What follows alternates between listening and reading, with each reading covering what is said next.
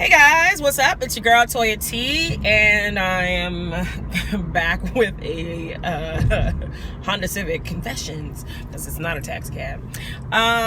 So yeah, I thought this would be a great time to talk about something that I had a discussion about it over the weekend, and I also heard it discussed on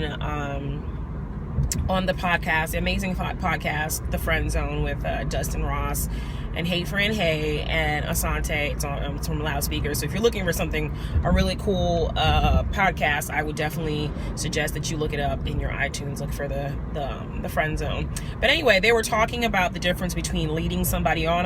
Particularly Dustin was talking about it. The difference between leading somebody on and just taking your time to actually get to know that person, or see if you actually like that person or vibing with that person. So I've told you guys a couple times that I do online dating. I'm currently on Match.com, and so I said I was being proactive about my dating life, since dating in your 30s is rough and tough and sucks, especially when you're me and you live in Boston. But I started talking to this young man. I'll call him a young man, young gentleman, and I was trying to be open-minded. He sent me a message, so I decided to reciprocate and, try to get to know each other with the back and forth, and we exchanged numbers. But right away at the beginning, I was kind of thrown off because I felt like he was like super thirsty, and you know what I mean. Like, he was sending me messages like back to back to back to back to back, and I hadn't said anything. And it didn't change when I gave him my telephone number, because he was just like constantly sending me text messages, and also just talking to me in a way that I just felt uncomfortable with. And not like he was saying anything inappropriate. I'm just more talking about like comfort level. So like, for example, if people don't know me, I really prefer that they don't call me Toya. You don't know me. You're not my friend. If I just met you, my name is LaToya. Use my government name that my mama gave me. My mama and my daddy gave me. So don't call me Toya unless you're a friend of mine. You can shorten all you want after that if we're friends or family, but I don't like that. And it's the same thing with when you're first getting to know someone and you're in the beginning stages of dating and feeling each other out, and you start using things like hey babe and pumpkin pie and all these like little like sweet nicknames. I'm like, I don't even know you, and you don't even know if I like that kind of stuff, so you probably should just stick with hello LaToya or hi, how are you doing, how is your day? So yeah, I may take a hey beautiful, because every woman likes to hear that they look beautiful, especially on the days when you feel like you look crappy. So I'll take that, but not overly like hello beautiful sunshine empress. Please keep that to yourself, because you are not doing any favors for yourself. But anyway, getting back on topic. And so this guy, just from the beginning, I was just kind of thrown off by his eagerness. But then again, as women, we say things, and then, we're like, oh, this dude don't, text me back or call me back when I do that. So I feel like there's definitely a fine line between like over eagerness and thirst, and like just showing interest. And for me, I felt like he was just overly thirsty. Especially when he would send me messages like call me and blah blah blah, and I'm like, dude, like, you could just call me yourself instead of sending me a text message to call you. And usually when he sent them, I was like about to go to sleep, so I was like, I'm not gonna call you, like, I'm gonna go sleep, or I'm busy, or I'm out. But I just found it kind of, I was just trying to be open-minded. If I said I'm trying, like when you're dating, you have to be proactive and you have to keep an open mind. So I was trying to keep an open mind with this guy and trying to give him a chance, instead of just being like, no, I don't want to talk to you. You are annoying. When I didn't have enough evidence to say that. So I continued to talk to this guy, and half the time I felt like we just weren't on the same level. I asked him what his favorite restaurant was, and he told me it was Olive Garden and Fridays. And I said, like, I like Legal Test Kitchen and a couple of local restaurants in Boston, like Savin Bar and Kitchen. Love it, love it, love it. And I just thought that, and Burton's Grill, which is a steakhouse. And I just thought that was really interesting because the price points of those two different, of my favorite restaurants and his favorite restaurants were completely different. Which doesn't say anything. I'm not saying that, you know, that is a huge thing, but I thought it was very telling that, you know, if we went on a date, that he might take me to an Olive Garden. I was like, I haven't been to Olive Garden since I lived in New York, and I haven't been since because I really have no desire. Well, actually, I think I've been. I take that back. I haven't been to an Olive Garden in a long time, and I don't particularly have a like deep desire to go to Olive Garden because we have a great Italian restaurant area, the North End in Boston, there where you can get authentic, delicious Italian food instead of having to go to some chain restaurant that you can find everywhere that's like just throwing on the cheese and the whatever.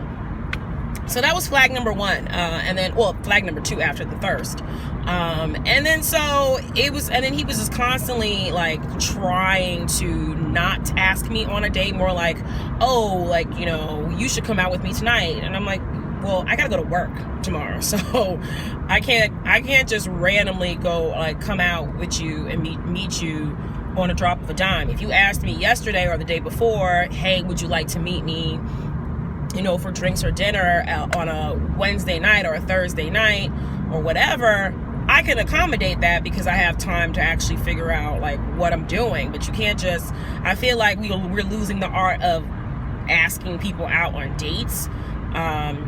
And so I was like, okay, this dude didn't even like give me, like, this is not what I want you to ask me out on a date. Like, you ask my number, that is cool, but you need to ask me out on a date, not, hey, come meet me out here. Like, we're not friends and I don't know you to just drop everything that I'm doing and then just randomly come meet you.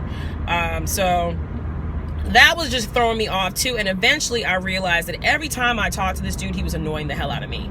And at first I thought it was just me being like, I don't know, snobby or whatever. Not being snobby, but just being overly picky. And then I realized that my blood pressure, I would get like physical reactions to him calling, stress, and my blood pressure would go up. And so I actually was like texting him before I went to work, and I realized that when I was walking up towards my class, that my blood pressure was like you would have thought that I was gonna do go teach a class in front of the president or something of the United States, like President Obama, the way that my heart rate and stress levels were like going up. And then I realized it's him. Like, I usually, when I try to keep it as relaxed as possible. I don't check work emails. I try to avoid my phone for the first, you know, couple minutes, as suggested by Hey Friend Hey from the Friend Zone podcast. I try to give myself a clean mental space so when I come into my classroom, I'm ready to go, and it's not like I'm not overly stressed, and that which makes me flustered, and it doesn't help anybody. So I realized that I was like flustered, and like my heart rate's going up now talking about this dude. Damn, he was just like, ugh. But anyway, so I realized that, you know, I was having a physical reaction to him, and I just had to cut it off. So I eventually, when he asked me like, oh, again, not a date, but he's like, oh, I'm, you know, I get off at this time. And I was like, what are you talking about? And he's like, oh, I was trying to see you while I'm in the city. And I was like, no, I don't think that's going to be a good idea. And I'm like, honestly, I don't think we have a lot in common, and this is not going to work. And then I just ended it there, and he was like, that's cool, I wish you had told me earlier. But I felt that I was not like, it wasn't like I knew this dude for like months, and like we went on several dates, and then I finally was just like, I'm not feeling you after he paid for like several free meals or something like that. I feel is like leading someone on. And I will say that I have done that in the past, where I kind of don't really like a guy, but I just want to be out and want to be on a date, so I can just go even though I'm not feeling them and like I'm not physically attracted to them. But in this case, I actually really just like gave it time. Like, if he had asked me out on a proper date, I would have gone. But it just, he was like, well, I wish you told me earlier. And I was like, well, that, I mean, I didn't answer that, but I felt that I told him at an appropriate time. I'd only been talking to him for like maybe 2 weeks. And in that 2 weeks, he had an adverse effect on me. So I felt that I was well within my rights to spend 2 weeks trying to talk to him, to get to know him. But then I was not leading it on. But for some reason, he felt that he wished that I had told him sooner. I don't know what that sooner would have been, but I didn't. I already told him ahead of time that, you know, going out on a date would not be a good idea, which saves him money and time and effort. So what do you guys think? Do you think, what is the line between